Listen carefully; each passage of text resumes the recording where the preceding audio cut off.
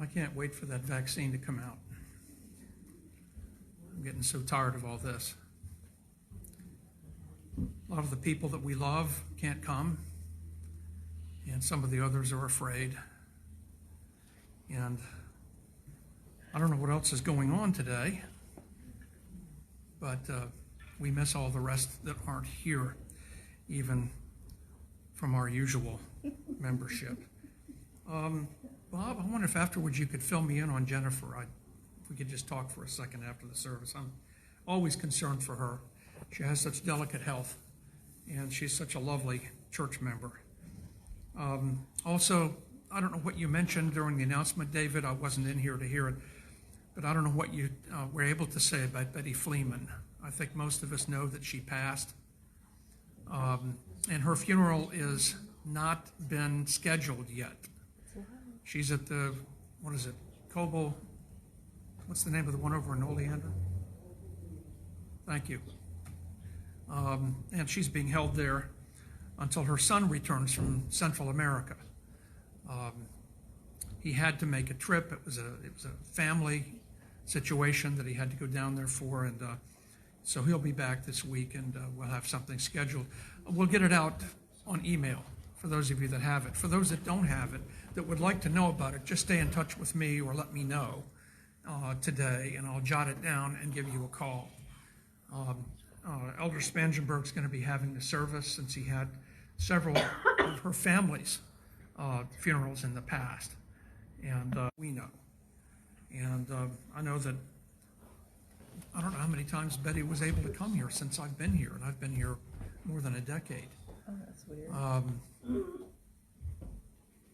I know that she came to Richard's funeral, and she came to a couple of other things, but she was unable to sit in the worship service.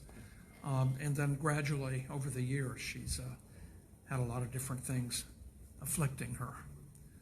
So pray for her family, and we miss her. I always enjoyed going to see her. She reminded me of an aunt that I had. She was kind of scrappy, and kind of outspoken. She would say things that other people wouldn't say. No, I don't mean that she didn't use bad language, but I mean she would say all sorts of things. And I was always amused by being with her. But I never laughed at her. I never did that. And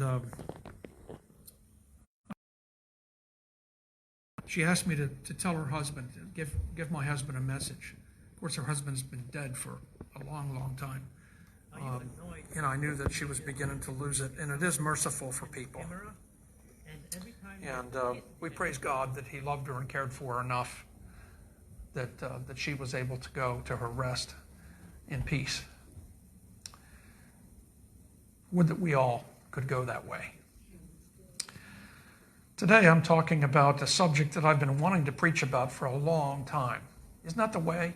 You have a sermon you want to preach, and so many of my friends and members aren't here.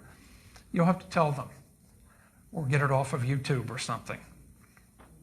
You probably can tell by the sermon title what it is about, because the most prominent metaphor for the church itself is the body. The body. Why do people go to church?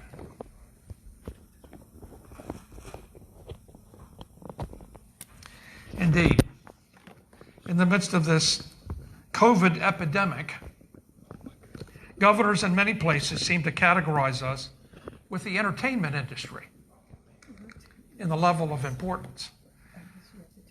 Movie theaters, bowling alleys, nightclubs, bars, and restaurants. And the mayor of New York City has even told those that work on Broadway